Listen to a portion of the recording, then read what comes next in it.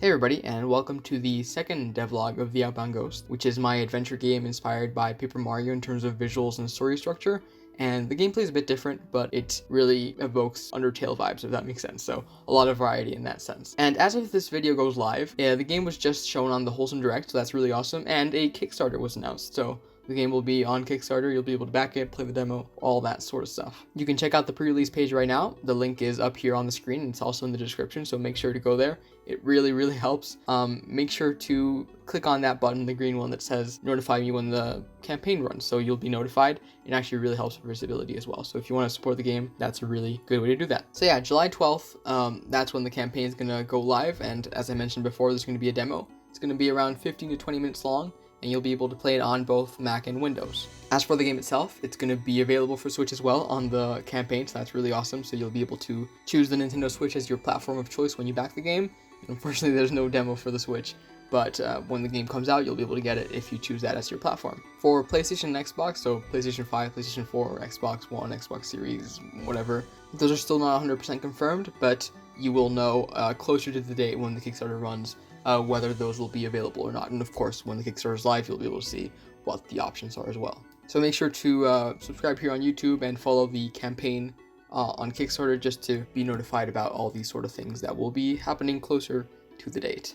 As for stretch goals, there's going to be some really cool ones. Of course, there's also some basic ones where you just get the key and you can choose Switch or Steam, but I have some really cool ones planned where you can create your own NPC, add your pet, create a new area, all that cool stuff. Something that I haven't really decided on is whether I want to have physical rewards, so let me know in the comments whether you want maybe a t-shirt or a mug based on the game, because they're a bit more difficult to deal with, these physical rewards, as opposed to digital rewards, so I only really want to do them if people will actually get them, so let me know.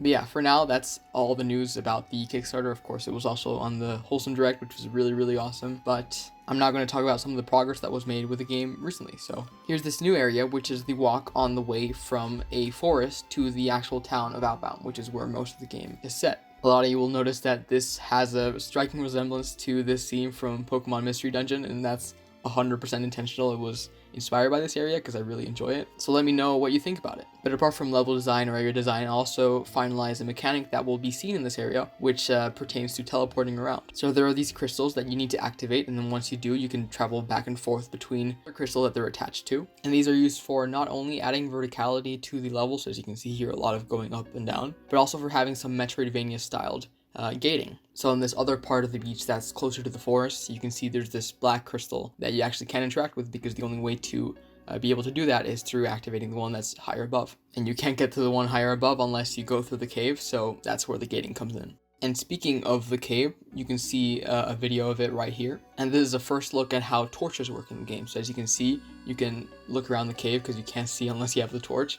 And apart from that, you can also use the torches to burn other torches that will open the doors. For the content in the demo, this is all you'll be able to do with the torch. You can only turn something on when it's not on, but later on in the game, you'll be able to get an item that allows you to turn things off, so maybe you have to do specific patterns of torches to be able to open the doors and stuff like that. So this is the portion of the environmental puzzles that I was talking about in the previous devlog, and I also did some work on connecting some of the non-environmental puzzles that were shown before. So the lockpicking now is a bit more connected to the actual game world, so you can actually access the lockpicking minigame through doing certain things in the overworld. So as you can see in this video, I don't have enough lockpicks to actually lockpick this door. So I have to go around exploring, finding lockpicks, and then once I have enough, I'll be able to activate the minigame to be able to open the door, and then once I am successful, I can actually open the door. The minigame itself is still not very visually polished, but at least it functionally works as intended. And yeah, apart from working on stuff in engine and preparing for the Kickstarter, I also updated all my materials for journals and stuff like that. If you didn't know, the game was recently featured on Nintendo Life, which was really awesome. And yeah, if you want to do anything like that, feel free to reach out. I'd love to talk to you. And yeah, I don't have much else to talk about with this devlog, but I'd like to say that for the next couple of weeks leading up to the Kickstarter, I'm going to upload more frequently, just so you can see all the behind the scenes behind the development of the demo and stuff like that. So make sure to follow and subscribe and all that kind of stuff to keep track of that. And if you're interested in the campaign, make sure to click on that green button in the Kickstarter pre-release page, because it really helps a lot. And I hope you like the demo if you do end up trying it out. So I guess I'll see you guys in the next devlog, hopefully next week. So see you guys.